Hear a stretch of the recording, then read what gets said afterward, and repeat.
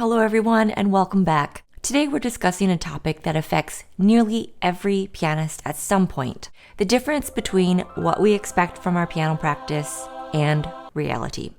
I recently made a video to help you determine your approximate level, whether you're a beginner, a late beginner, intermediate, or advanced player. Now, these types of videos can be helpful, especially if you're learning on your own, but they can also sometimes make us feel disappointed in ourselves. Like, I've been playing already for 2 years. How can I only be a late beginner? And some of you did express how you were discouraged about where you should be in your piano journey versus where you are. So let's discuss. It's easy to begin with high expectations.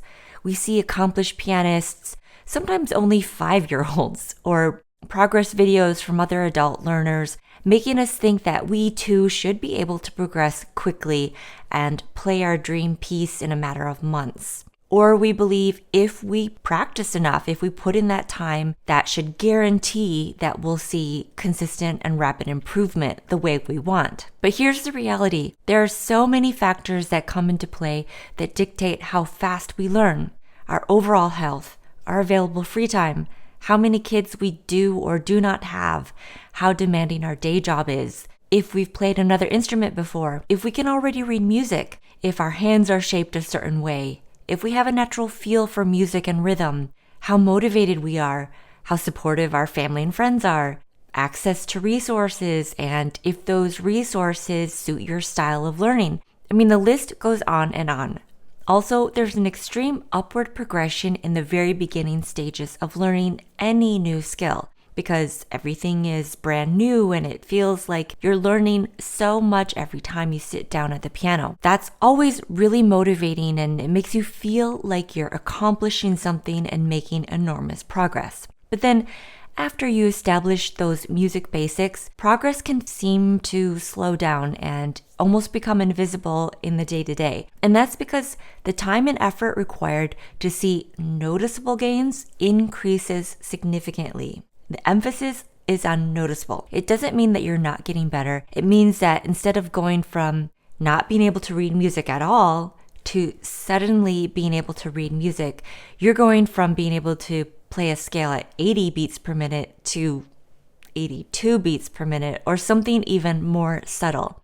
Also, the more you know you don't know.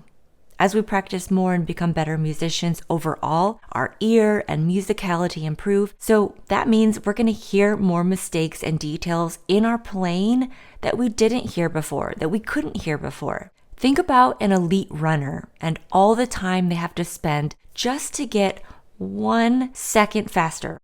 Once you get to a certain level, it requires a lot of daily challenges, repeating exercises, frustrations, just to see a little teeny progress. Also, there's a little problem with the term late beginner because that sounds like you're still a beginner, but that's not really the case. I wish there were a better term that properly describes all you've accomplished so far as a late beginner. I moved to a new state about 2 years ago, and trying out new restaurants in town was really fun.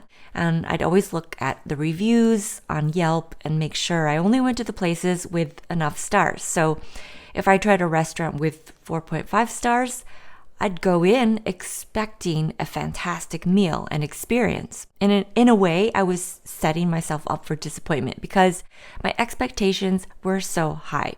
But if I went to a new place without looking at reviews, I was more likely to just enjoy that dining experience because my expectations were realistic. I expected to not hate the food. I expected a clean eating environment and good service. Those are all realistic expectations. In the same way, setting realistic piano goals is crucial. It's not about lowering your standards, but understanding that learning piano is a long and rewarding journey. It's not normal to be able to play Moonlight Sonata as a beginner. It's not normal to play Turkish March after a couple of years. There are unicorns, yes, but they're rare. And those are the people that you're probably going to see online posting their progress on social media because they're proud of that. And it is unique and rare, but that is not the norm. I started piano at age 7, and it probably took me 7 to 8 years just to get to a level where I could properly play something like Moonlight Sonata or Turkish March. And even then, I certainly couldn't play them as well as I could today. So if you feel like you're not making progress, I encourage you to take practice notes and record yourself often. By looking and listening back to old recordings and journal entries, you're going to see the minute improvements and small, consistent gains you've truly made. And you won't notice those little improvements without keeping a record like this. And we all need to see improvements in order to stay motivated. Most of us have heard this before, to enjoy the journey, because that's what it's really about. Tell yourself that you're going to love the process and that you're here for the long haul. You're becoming a more mature and better musician every day. Tell yourself positive things. You have to find a way to enjoy your daily practice routine. It's not going to feel like a dream every day. You're not going to feel like it every day. But overall, find ways to relish in your small victories and enjoy the challenges that learning the piano brings. Every pianist is different and their journey is unique. So I just wanted to get that out there. I never want to make you feel like you're not good enough to play the piano, because that's simply not true. If you've ever felt like you're not where you should be, let me know in the comments below, and let us all know how you overcame those feelings, or if that's still a work in progress for you. Share your story and let's support each other.